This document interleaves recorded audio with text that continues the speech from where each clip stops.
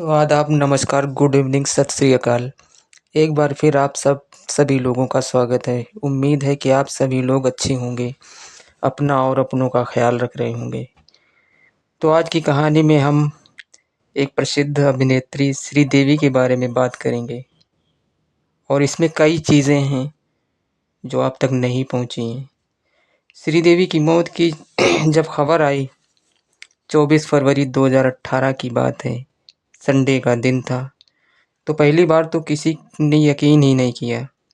उसकी वजह यह थी कि अचानक जब किसी की मौत होती है तो लोग बिलीव नहीं करते हैं, और कोई बीमार हो लंबे समय से तो समझ में आता है, बहुत बुजुर्ग हो तो समझ में आता है। लेकिन एक अच्छी खासी अदाकारा जिनकी बेटी की फिल्म रिलीज होने वाली थी, उसको लेकर वो एक्साइटेड थी, और उन्हीं श्रीदेवी की अचानक मौत की खबर आए तो ऐसी मौत की खबर हमेशा आदमी को ज़्यादा चौंकाती भी है और उसे ज़्यादा अफसोस भी होता है। तो कुल मिला के जो ये कहानी थी उसको मैं फैक्ट के साथ बताता हूँ। फरवरी में बोनी कपूर, जो श्रीदेवी के हस्बैंड हैं और बहुत बड़े डायरेक्टर भी हैं, जिन्होंने मिस्टर इंडिया जैसी फिल्में बनाई, तो बोनी कपूर के भांजे की शादी थी यूएई में। एक शहर रसेल खेमा है, तो रसेल खेमा में शादी थी भांजे की, बोनी कपूर के। तो उसके लिए इनकी पूरी फैमिली पहुंची हुई थी, श्रीदेवी भी थी साथ में। तो रसेल खेमा में शादी होती है और शादी के बाद ज़्यादातर जो लोग हैं वो 22 फरवरी 2018 को शादी के बाद निकल आते हैं, और श्रीदेवी भी निकलती हैं, लेकिन वो मुंबई नहीं, दुबई जाती हैं। श्रीदेवी जुमेरा एमरेस्ट टावर नाम का एक होटल है दुबई में, तो वहाँ जाके चेक इन कर लेती हैं। वो मुंबई नहीं लौटती हैं। 22 तारीख को जबकि बोनी कपूर, उनकी बेटी जानवी कपूर और दूसरी बेटी और रिश्तेदार लोग मुंबई लौट आते हैं, लेकिन श्रीदेवी दुबई में रुक जाती हैं। तो उस होटल के कमरा नंबर 2201 में वो चेक इन करती हैं। तो 22 की रात को चेक इन करती हैं और 22 की रात को उसी होटल में रहती हैं। 23 को भी वो उसी होटल में रहती हैं और 22-23 को वो उस होटल से बाहर नहीं निकलती हैं। अब आता है 24 फरवरी। 24 फरवरी को भी सुबह से वो बाहर नहीं निकलती हैं। इधर बोनी कपूर मुंबई लौटते हैं और मुंबई लौटने के बाद 23 को वो लखनऊ पहुंचते हैं। 23 फरवरी को लखनऊ में इन्वेस्टर समर था, जिसमें प्राइम मिनिस्टर मोदी भी थे, योगी भी थे और तमाम लोग फिल्म इंडस्ट्री के भी थे।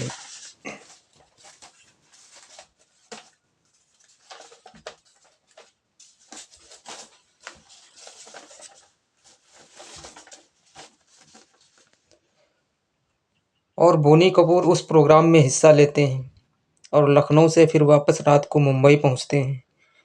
24 फरवरी को बोनी कपूर का ये कहना था कि वो श्रीदेवी को सरप्राइज़ देने के लिए वो मुंबई से दोपहर की फ़्लाइट पकड़ते हैं और दुबई पहुंच जाते हैं।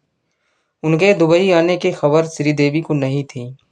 बोनी कपूर शाम को 6:15 बजे इसी जुमेरा होटल पहुंचते हैं और 2201 नंबर कमरे में कॉल बेल बजाते हैं। दरवाज़ा खुलता है तो श्रीदेवी बोनी कपूर को देख के चौंक जाती है, क्योंकि बोनी कपूर ने उन्हें बताया नहीं था। फिर उसके बाद दोनों पति पत्नी रूम के अंदर जाते हैं, तो वहीं ड्राइंग रूम में ही इन दोनों की बातचीत होती रहती है। तो उस दिन जब होटल में ये पहुंचे थे तो बोनी कपूर का ये कहना था कि वो इनको एक रोमांटिक डिनर पे लेके जाना चाहते थे, इसलिए वो इनको सरप्राइज़ देने के लिए पहुंचे थे। तो श्रीदेवी भी ये सुन के खुश हो जाती हैं। तो ये कहते हैं कि आप तैयार हो जाइए। तो श्रीदेवी तैयार होने के लिए जाती हैं। इधर बोनी कपूर ड्राइंग रूम में टीवी खोल के मैच देखने लगते हैं। इसके बाद जब 9 बज जाता है तो वो सोचते हैं कि बहुत देर हो गई है, अभी तक आई नहीं। फिर वो ड्राइंग रूम में रखे फ़ोन से कॉल करते हैं, लेकिन पूरी रिंग बज जाती है, लेकिन फ़ोन नहीं उठता। वो 2 बार फ़ोन करते हैं। तो पहली बार बोनी कपूर को थोड़ा-सा अजीब लगता है। उसके बाद वो बाथरूम के पास जाते हैं और बाहर से आवाज़ देते हैं, लेकिन अंदर से कोई आवाज़ नहीं आती। फिर वो दरवाजे को अंदर से पुश करते हैं, तो दरवाज़ा अंदर से खुला हुआ था, अंदर से लॉक नहीं था और जैसे ही वो दरवाज़ा खोलते हैं उनके पैरों तले से ज़मीन खिसक जाती है। सामने बाथटब था और बाथटब के अंदर श्रीदेवी पूरी तरह से पानी के अंदर, मतलब पैर से लेकर सर तक जिस्म का हर हिस्सा पानी के अंदर था। और कमाल की बात यह कि उस बाथरूम में, उस बाथटब के बाहर पानी का एक बूंद तक नहीं था। वो श्रीदेवी को टटोल के देखते हैं, फिर वो घबरा के अपने दोस्त को फ़ोन करते हैं, फिर दोस्त आता है, फिर वो होटल को फ़ोन करते हैं, डॉक्टर आता है, उसके बाद वो चेक करता है, फिर डॉक्टर बताते हैं कि श्रीदेवी की मौत हो चुकी है और वो ये भी बताते हैं कि इनको बहुत तेज़ दिल का दौरा पड़ा, जिससे इनकी मौत हो गई। फिर श्रीदेवी की डेथ बॉडी को वहाँ के नज़दीकी हॉस्पिटल के मोर्चरी में रख दिया जाता है।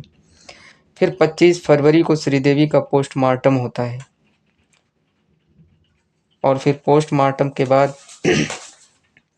एक नई थ्योरी सामने आती है। पोस्टमार्टम रिपोर्ट में ये कहा गया था कि श्रीदेवी की मौत दिल का दौरा पड़ने से नहीं, बल्कि डूबने से हुई है और साथ में ये भी कहा गया कि मौत से पहले श्रीदेवी ने काफ़ी अल्कोहल लिया था और शायद उस अल्कोहल की वजह से वो बाथटब में डूब गई और इसलिए उनकी मौत हो गई। अब जैसे ही ये रिपोर्ट आती है तो पूरा केस पलट जाता है। अब सैटरडे को मौत हुई, संडे को छुट्टी होने की वजह से पोस्टमार्टम नहीं हुआ।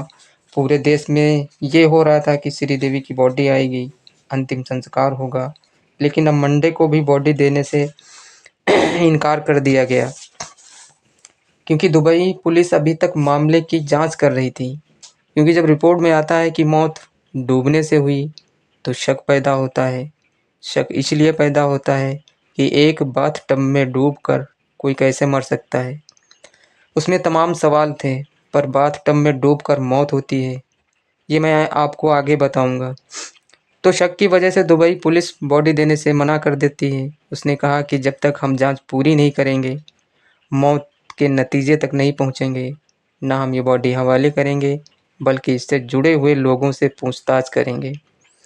और फिर बारीकी से सबसे पूछताछ होती है और होटल में लगे सीसीटीवी फुटेज को कई बार देखा जाता है और फिर लगभग 63 घंटे के बाद फिर दुबई पुलिस अपनी एक रिपोर्ट जारी करती है और इस रिपोर्ट में वो सारे शक, सवाल को ख़त्म करके अपनी रिपोर्ट जारी करती है और कहती है कि श्रीदेवी की मौत डूबने से हुई और वो जो डूबी थी वो एक्सीडेंटल था, कोई साजिश नहीं थी।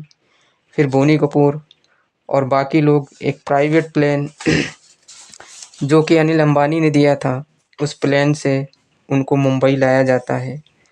27 फरवरी दिन मंगलवार को ताबूत में बंद करके उनको मुंबई लाया जाता है और फिर 28 फरवरी को उनका अंतिम संस्कार होता है। और कहते हैं कि श्रीदेवी को मुंबई लाने में 2 लोगों ने बहुत हेल्प की थी। वो थे शाहरुख खान और सलमान खान। ये दोनों ही कपूर ख़ानदान के बेहद करीब थे। दोनों ने ही श्रीदेवी के साथ काम भी किया था। अब कुल मिला के पूरी ये जो चीज़ है उस पे वापस मैं आता हूँ। मैंने आपको शुरू में बताया था कि बोनी कपूर का अपना एक बयान है इंडिया आने के बाद, जो कि एक पोर्टल को उन्होंने अपना इंटरव्यू दिया था।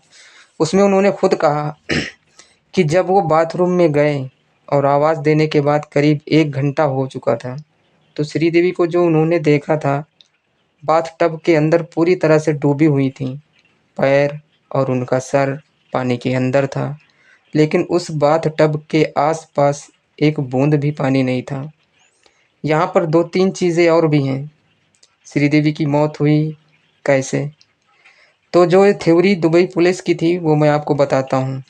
तो पहला ये कि श्रीदेवी बाथरूम में जाती हैं, बाथटब में उतरती हैं और बाथटब में उतरने के बाद उन्हें नींद आ जाती है और नींद में वो धीरे-धीरे पानी के अंदर चली जाती हैं और पानी में डूबने से उनकी मौत हो जाती है।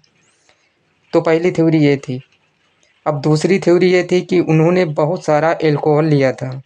वो बाथटब में गईं और उसके बाद उनको होश ही नहीं रहा और वो धीरे-धीरे डूब गईं। ऐसा भी हुआ है दुनिया में कई बार कि लोग बाथटब में डूब गए हों। तीसरी थ्योरी ये है कि श्रीदेवी बाथरूम में जाती हैं, बाथटब में उतरती हैं और अचानक उन्हें चक्कर आता है और बेहोशी की हालत में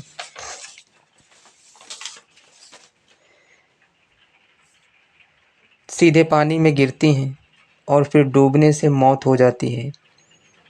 अब तीसरी थ्योरी में ये है कि अचानक उन्हें चक्कर आता है, वो पानी में गिरती हैं, गिरने के बाद डूब जाती हैं। तो गिरने के बाद बाथ टब का पानी बाहर आस-पास गिरना चाहिए, पर ऐसा था नहीं। अब आपको मैं बताता हूँ कि बाथ टब में ऐसा नहीं है, क्योंकि कोई सो नहीं सकता या उसको अचानक चक्कर आए, वो डूब के मर ना जाए, या ज़्यादा नशे में हो तो डूब के मर ना जाए। दुनिया में हर साल एक एवरेज है कि करीब 2000 लोग बाथ टब में पानी में डूबकर मरते हैं। अपने हिंदुस्तान में भी ज़्यादातर केसेस हुए हैं, लेकिन ये केरल में ज़्यादा हुए हैं।